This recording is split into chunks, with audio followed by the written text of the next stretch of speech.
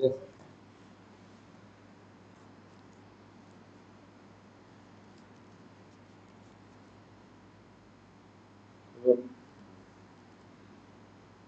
Hello, my dear students. Welcome all. Today I'm going to discuss about adhesive capsulitis, which is a peculiar disease.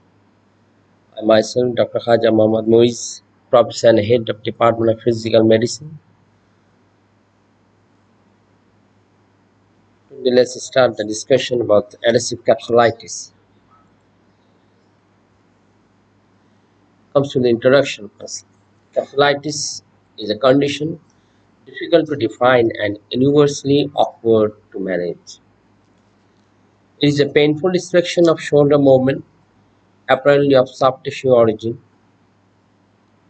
recognized as inflammation, thickening, and contracture of capsules resulting in capsular fibrosis. It is a capsular joint restriction as seen at arthrography.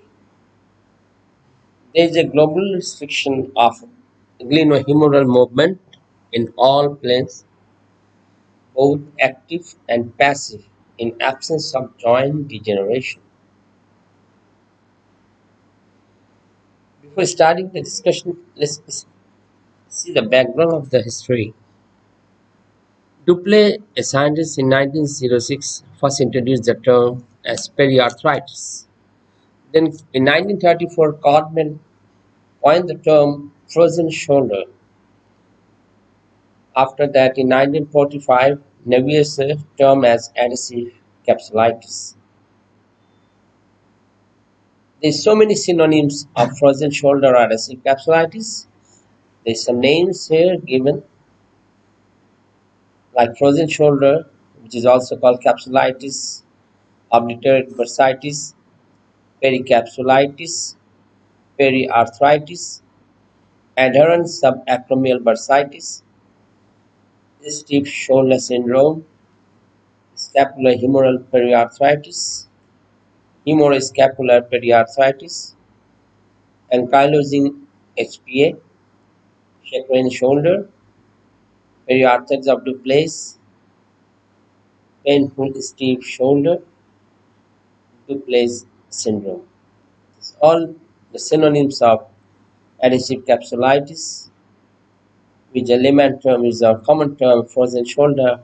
As we know, the name frozen shoulder invariably were known by this name.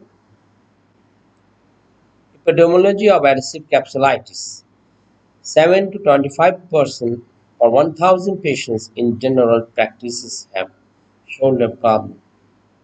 Affect about 2% of general population and possibly as high as 3 to 5%.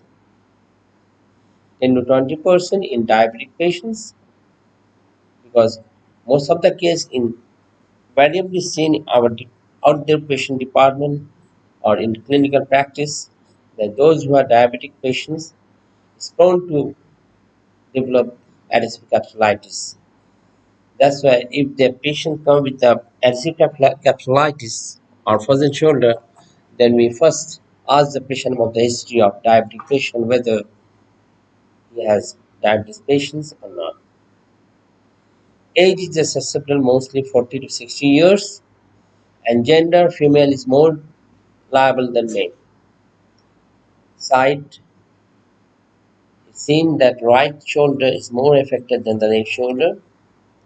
The occupation, labors are more prone to sedentary. Now comes to the classification of adhesive capsulitis. Most of the cases we are seeing that idiopathic cases or primary, but of course there is a secondary or acquired also. So we are classified as idiopathic or primary and secondary or acquired. Now comes to the etiology. Primary adhesive capsulitis, already in classification, we told that most of the cases is etiology unknown, and which is invariably found in day-to-day life practice. And secondary adhesive capsulitis, when it results or consequence of trauma, partial tear, number two, tendinitis, bursitis around the shoulder, glenohumeral arthritis, prolonged IV infusion. The etiology of adhesive capsulitis includes contraction of shortening of the capsule and glenohumeral ligaments, contracture or shortening of the extraarticular tissue, and scarring between the tissue planes of the shoulder, which results shoulder stiffness. And this is the most common finding of adhesive capsulitis. There is some picture shown. You see, first I told contracture of the capsule. Here is the contracture of the capsule. It's going to be contracture. Then extraarticular entrapment of the subscapularis, subscapularis entrapment. And number three is scarring between tissue. Here is scarring shown between the tissue plane, which results in loss of rotation, shoulder rotation loss due to scarring. There is other associated condition in etiology, diabetes mellitus, coronary artery disease, hemiplegia, cervical spine syndrome, breast or thoracic surgery, thyrotoxicosis. In fact, most of the cases, these are the complication result in complication of like chronic artery disease. The complication causes adhesive capsulitis. In case of CVD, where is a hemiplegia, which result in long-term cases complication. Several spine syndromes, which also result adhesive capsulitis. In case of breast or thoracic surgery, after surgery, there might be chance of adhesive capsulitis, thyrotoxicosis, polymyalgia rheumatica, herpes zoster, impairment of consciousness, and some drugs like INH or phenobarbital therapy, and the chronic lung disease like pulmonary TB or carcinoma of the lung. It's all about the etiology that is associated condition which results adhesive capsulitis. Now comes to the pathology. Primary type usually affect the joint capsule. And this capsule is thickened and loosely adherent to the head. Capsular spaces are obliterated and capsular fibrosis and perivascular infiltration. We know the joint volume in the shoulder normally 20 to 30 milliliter, but in case of adhesive capsulitis, the volume rests less than 10 milliliter. Then subacromial bursa is reduced, decreased capsular glycosaminoglycan and water. We know that most of the degenerative cases, this glycosaminoglycan and water is decreased and causes there is a degenerative changes. And here also same things happening in case of adhesive capsulitis and causes the restriction of movement, pain as well as. Secondary type affect tissue involved in the different consequence. Here shown the capsular thickening. You see the capsular thickening. Another picture shown the capsular thickening, fully capsular thickening. This is a normal joint capsule, and you see the here joint capsule is scarring or adhesion. The adhesion is going to be degeneration changes and causes pain and restriction of the shoulder joint. This is a special characteristic of adhesive capsulitis. This is important. It is a peculiar to shoulder joint, rare before the age of 40 years. Morning stiffness less than half an hour, pain increase at rest and on movement.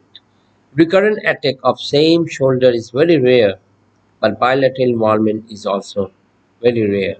Early stiffness is characteristic, no synovial effusion, blood count.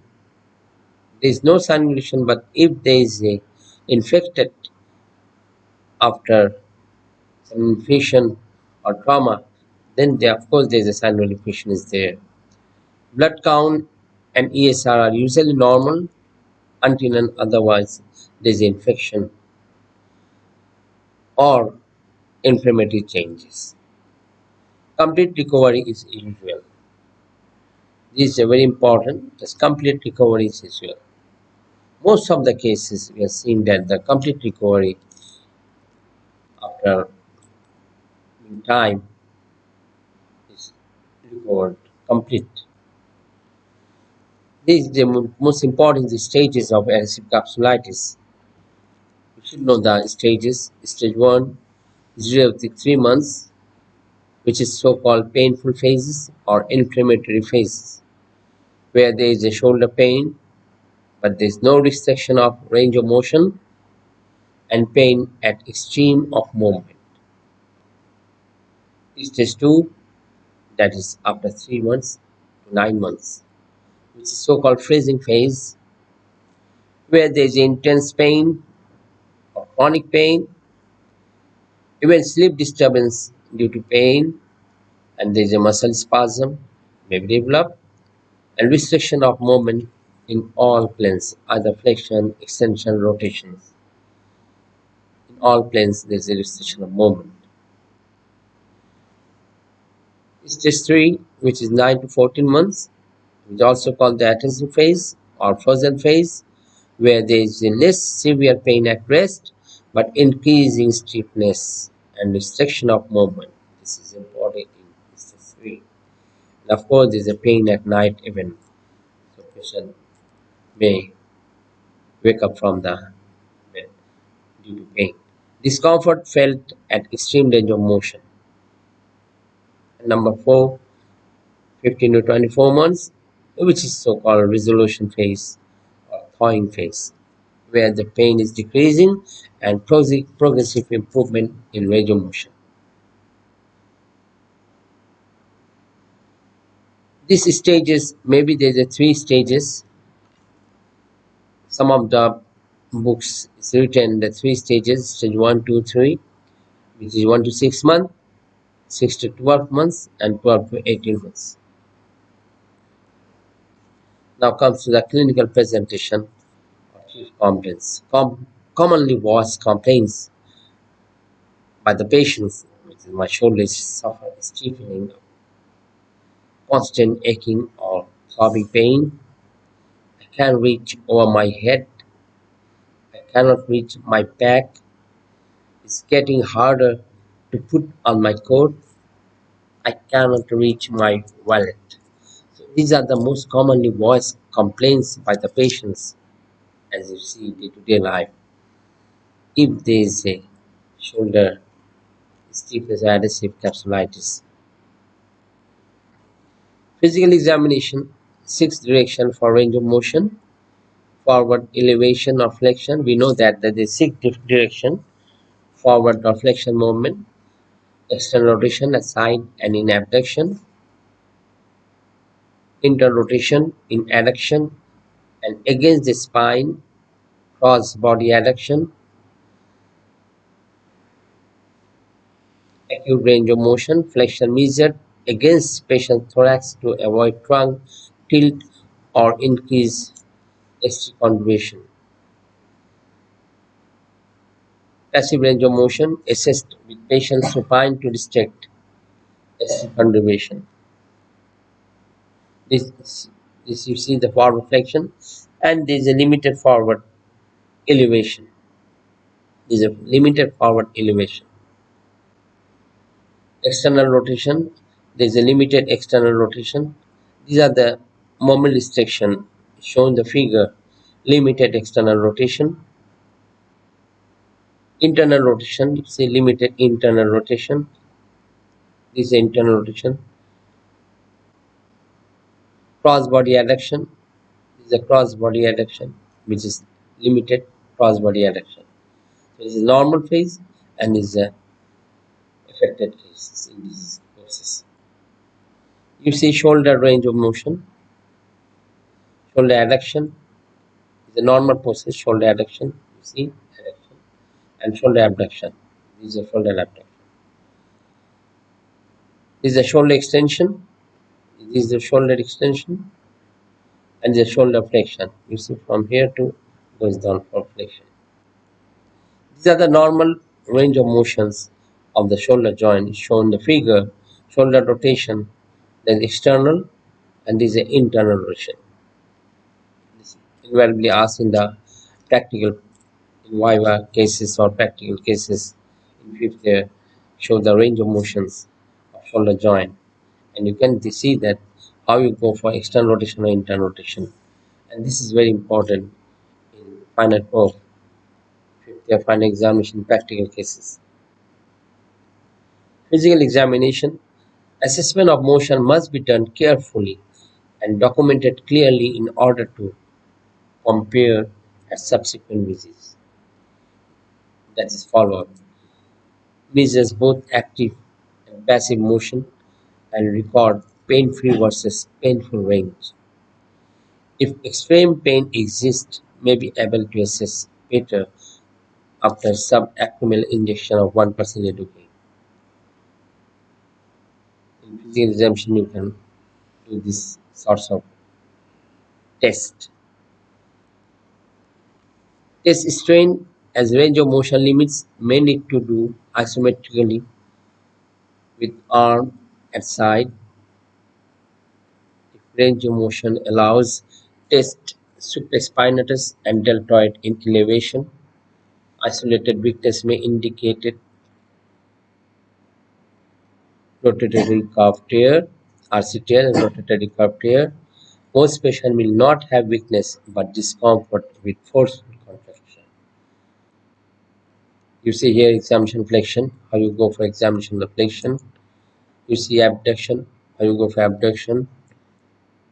This is a cross adduction, how you go for. These are the examination showing the figure. See external rotation, how you go for, and in abduction cases.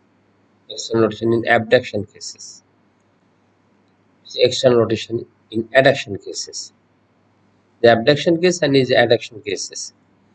This is internal rotation in abduction cases.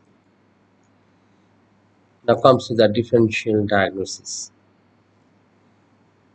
There is osteoarthritis on the common rotatory curve diseases, cervical radiculopathy.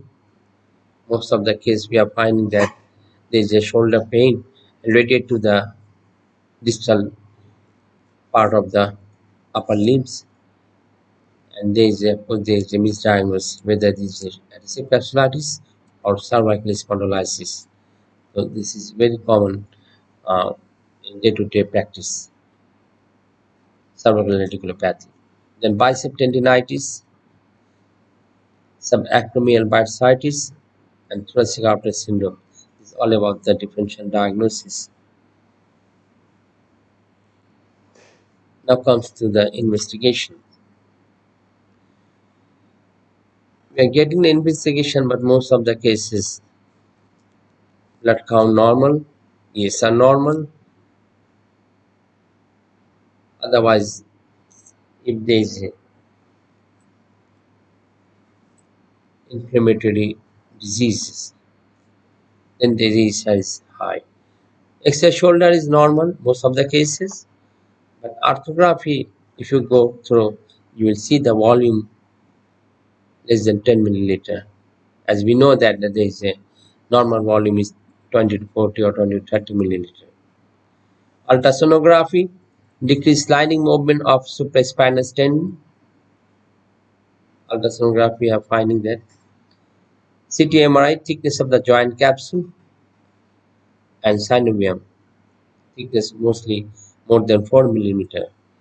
Bone scan, increase uptake 96%. Bone densitometry, 50% reduction in bone mineral content due to immobilization of the joint. There is a bone densitometry is reduced up to 50%, and arthroscopy, the latest investigation, arthroscopy. Now comes to the management. There is no standardized treatment, but of course we are prescribing drugs to relieve the pain like analgesic and NSAID, muscle relaxant to relieve the pain as well as stiffness, antidepressants, calcitonin, intra-articular steroid, which also invariably practicing if there is a stiffness of the shoulder and there is just pain. So in all together we decrease the pain and increase the range of motions by reducing the stiffness. So intra-articular steroid, even orthopedics department also they are applying this treatment medication. They have shown how you apply the intra-articular steroid injection even from the behind. There's some positional site. We have to delineate the site and then introduce the injection. Then goes the suprascapular nerve block, stellate ganglion block, distension arthrography, arthroscopic distension, and manipulation. During adhesive phases, first abduction, then flexion, then external rotation, then internal rotation. And by this process, you can manipulate the adhesive capsulitis in case of adhesive phases. Here is shown the picture how you manipulate of adhesive capsulitis under anesthesia. Then physical treatment in our medicine department, most of the cases we are applying some modalities like superficial heat and deep heat to reduce the pain as well as stiffness of the joint by means of infrared radiation is available in our department, and in house patients or home patients you can apply hot moist pack to reduce the pain as well as the stiffness, and deep heat more superior than the superficial heat, which is mostly applying to reduce the pain as well as stiffness. And very remarkable improvement you will find in shortwave diathermy, microwave diathermy, and ultrasound therapy, and all the equipment is available in our department. Then TENS, transcutaneous electric nerve stimulation, is a giving for the pain reduced ice pack. Most of the cases, pain reduced by ice pack. These are the physical treatment we are applying in our department to reduce the pain as well as stiffness. In therapeutic exercise, of course, this is most important if there is adhesive or restriction of the movement, then we are advising the patient and applying therapeutic exercise. It should be therapeutically active and active assisted range of motion exercise, gentle stretching exercise, and this exercise is very effective, very helpful, like Codman exercise, Chandler exercise, shoulder wheel exercise, pull exercise, Sperry exercise, wall climbing exercise, and van exercise. These all are applying in our department so that patient can easily recover from this peculiar disease like adhesive capsulitis. I will show the pictures of this therapy. Muscle strengthening exercise also important. Usually there's some exercise, these are the range of motion exercise, the active exercise patient can handling by himself to movement, the flexion of the shoulder joint. You see, these are the assistive exercise by normal hand. You can assist the affected hand. So these are the shoulder flexion assistive exercise, shoulder internal rotation active exercise. You see the external rotation is all active.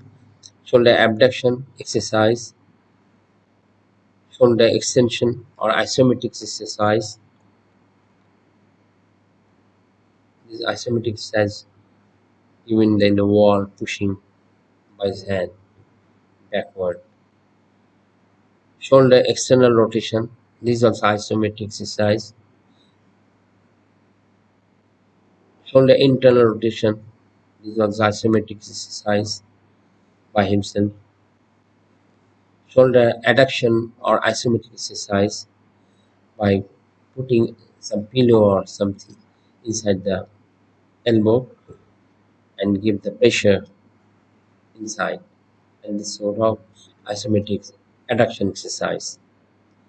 This is isometric abduction exercise by pushing the shoulder, pushing the elbow towards some hard object. Shoulder range of motion exercise. This is the shoulder range of motion exercise. This is a van exercise by means of these sticks. You can move the shoulder in all aspects. And this is a pull exercise to remove the restriction or free the movement of the shoulder. This is pendulum or circle exercise. This is active exercise by means of himself. This is a Codman exercise. This is also active by means of himself to rotate or flexion extension movement of the shoulder. This is a Codman exercise alternative method by lying in prone position. This is a wall climbing exercise. This is a front faces, rotate curve exercise, wall climbing. Another one is lateral faces. This is lateral faces, wall climbing exercise. So these are the exercises doing himself by actively. Now comes to the surgical management. This is the last resort, division of subscapular tendon, anterior inferior capsulotomy, acromioctomy. And of course, these are very important in our department, ADL, that is activity of daily living. How you activate daily living. So this is important to maintain. This is very important. Activity of daily living. And prevention. Active exercise of those who are at high risk person should do the active exercise. Prognosis. It is a self-limiting disease. It was that this disease is a peculiar so that it's safely completely recover from the disease, but it takes time. So-called is a self-limiting disease. Complete recovery is usual. Osteoporosis of the head, muscle wasting, shoulder hand syndrome may be developed if the treatment is not continued. Then these are the complications may be occurring. Osteoporosis of the head, muscle wasting, and shoulder hand syndrome may be developed. True adhesive capsulitis remain unaffected by medical treatment. 70-50% of patients may have functional disabilities, but it's very rare. We saw that the 70 to 15% of patients may have functional disabilities.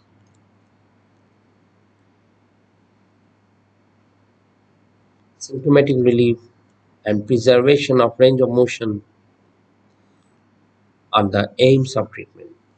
This is important in our side. We have to relieve the pain, the symptomatic relief, and the range of motion should be preserved by means of improvement of the relaxation. These are our aim, our goal of this disease treatment. Thank you all. It's a very short topics today I discuss. It's not so important, but at least you know about the adhesive capsulitis in your day-to-day life. That's all for today. Thank you.